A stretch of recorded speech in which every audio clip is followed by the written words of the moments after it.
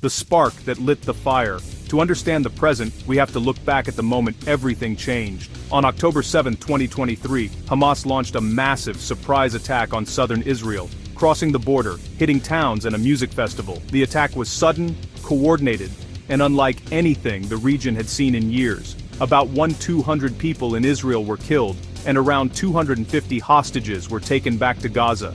Grandparents, kids, young people at a party. The shock and horror rippled through Israeli society, leaving families desperate for answers. It was a day that shattered Israel's sense of security. For many, life would never feel the same again. In response, Israel launched a full-scale military campaign in Gaza, aiming to dismantle Hamas and rescue the hostages. The military mobilized quickly, and the world braced for what would come next. Airstrikes and ground troops turned Gaza into a war zone, trapping ordinary people in the crossfire. Families huddled in damaged homes, unsure if they'd survive the night. By early 2025, Gaza's health ministry reported over 46,000 Palestinians killed, rising to 68,000 by year's end. Homes, hospitals, and schools were destroyed. The scale of devastation was almost unimaginable. The Israeli military also suffered losses, over 400 soldiers killed. Each loss was felt deeply, echoing through communities across Israel. The violence spiraled, with each side reacting to the other, and the suffering kept mounting. Protests erupted, and anger simmered on both sides of the border. The world watched, desperate for a way out. Leaders called for ceasefires, but solutions seemed out of reach. It was a devastating cycle, and everyone was searching for an off-ramp. The sense of despair was everywhere. The conflict had become deeply personal, with families on both sides turned apart. Children grew up overnight, and parents clung to hope. The humanitarian crisis grew worse by the day. Food, water, and medicine became scarce, and aid workers struggled to reach those in need. This is how we got here. Caught in a mess with no easy answers. The scars run deep, and the path forward remains uncertain. After weeks of relentless fighting and mounting casualties, the world watched with bated breath. Desperate for any sign of respite, the world hoped for a pause, and against the odds, got one. News of a ceasefire spread quickly, igniting cautious optimism in communities near and far. In November 2023, a temporary ceasefire brought a glimmer of hope. A 7-day deal brokered for a hostage and prisoner exchange, symbolized by a rare handshake between adversaries. Hamas released Israeli women and children, many of whom had been held in captivity for weeks, reuniting them with anxious families. In return, Israel freed more Palestinian women and minors, allowing them to step out of prison and into the arms of loved ones. For one precious week, the guns fell silent. Streets that had echoed with explosions were suddenly quiet, and children dared to play outside once more. About 100 hostages and 240 prisoners went home, crossing borders and checkpoints, greeted by cheers and tears. Families were reunited in emotional scenes broadcast worldwide, their relief and joy a stark contrast to the weeks of fear and uncertainty. Humanitarian aid finally reached Gaza, with convoys of trucks bringing desperately needed food, water, and medical supplies to those who had endured so much. It was a rare moment of relief in a sea of tragedy, a brief pause that allowed families to breathe, eat, and hope for a better tomorrow. But the deal was always meant to be temporary. As the days ticked by, anxiety grew, and people wondered how long the peace would last. As soon as the week ended, fighting resumed with renewed intensity, shattering the fragile calm that had barely begun to settle.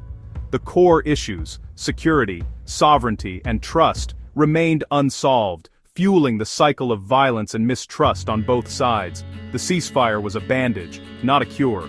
It offered temporary relief, but the wounds of conflict ran deep and remained open. It saved lives, but didn't fix the conflict. The destruction and pain lingered, visible in every shattered building and grieving family. The world realized peace was still far away, and that true resolution would require more than just a temporary truce.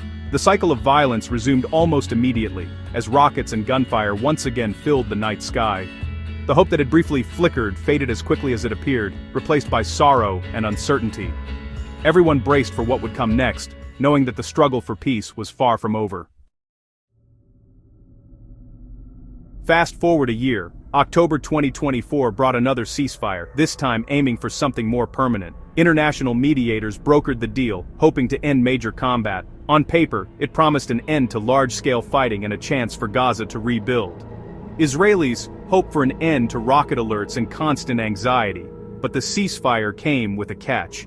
Israel adopted a Lebanonization strategy, ending the big war, but reserving the right to strike Gaza whenever it saw fit.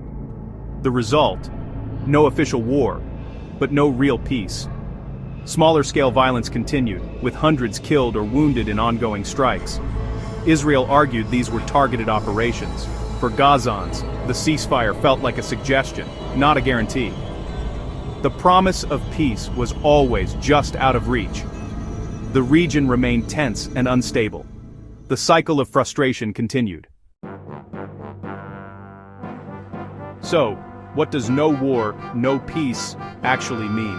Imagine two neighbors who stop fighting but keep glaring at each other, never feeling safe. That's the reality in Gaza and Lebanon. Ceasefires on paper, but airstrikes in tension in practice. Israel's strategy: maintain the right to strike, keeping threats off balance. It's a strategy born from trauma, but it prevents real recovery or trust. Gaza can't rebuild, Israelis can't relax. Analyst Mark Lynch put it simply: Israel cannot bomb the Middle East into a stable new order. This limbo locks everyone into suspicion and violence. No one feels secure, and the future remains uncertain. The region is stuck in a cycle with no clear exit. Constant trouble, no real peace. In January 2025, a new, ambitious ceasefire was announced, backed by both U.S. presidents and Qatar. The world watched as leaders from across the globe gathered, signaling a rare moment of unity and hope. This agreement was the result of months of intense negotiations, secret meetings, and mounting international pressure for a solution. The plan had 3 carefully structured phases, each designed to address the most urgent needs and lay the groundwork for lasting peace. Its ultimate goal: to finally end the war and free all hostages, while ensuring security and stability for both sides. Phase 1. An immediate 6-week full ceasefire, a significant Israeli pullback, a surge of humanitarian aid into Gaza, and a new round of hostage prisoner exchanges. Families waited anxiously as the first signs of peace began to emerge. Phase 2. Intense negotiations to secure a permanent end to the war, the release of all remaining hostages, and a complete withdrawal of Israeli forces from Gaza. This phase would test the resolve and trust of both parties. Phase 3. Returning the remains of deceased hostages to their families, and launching a major, internationally supported reconstruction plan for Gaza, aiming to rebuild shattered lives and communities. UN Secretary-General Antonio Guterres called it a real chance for relief, urging all parties to seize this historic opportunity and not let it slip away. It was the most comprehensive plan yet, a detailed roadmap out of the darkness, offering hope to millions who had endured years of conflict and uncertainty. But the question remained: would both sides truly follow through, or would old wounds and mistrust derail the process once again? The world watched with bated breath, hoping that this time the promise of peace would finally become reality. The stakes had never been higher, with countless lives and the future of an entire region hanging in the balance. The future of the region, and perhaps the world, depended on what would happen next. Would this be the long-awaited breakthrough, or just another brief pause in a cycle of heartbreak and violence? What did each side actually want? For Israel, the top priority was security. No more October 7ths, all hostages home, and Hamas neutralized. Every deal was judged by whether it delivered on those goals. For Palestinians and Hamas, the goal was ending occupation and the blockade, regaining freedom, and releasing prisoners.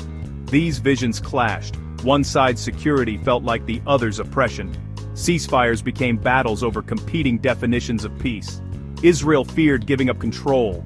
Palestinians refused peace without sovereignty. The result? A political stalemate, with ordinary people paying the price. The cycle repeated, with no real resolution. Hopes remained, but so did the deadlock. After all this, the big question: how do we break the cycle? The no war, no peace status quo just delays the next explosion. Real peace requires more than quiet. It needs a political solution. That means tackling root causes, not just symptoms. Leaders must take risks, see each other's humanity, and the world must stay engaged. The only real path, a two-state solution, sovereign Palestine, secure Israel. It's not perfect, but it's the only way both sides get what they want. Hope is stubborn. You see it in those who work for peace, in families calling for an end to violence. Real change won't happen overnight, but if both sides can put their children's future first, maybe they can finally change the story. The world is ready for a new chapter. The question is, are the leaders? And honestly, we'd all be grateful for that.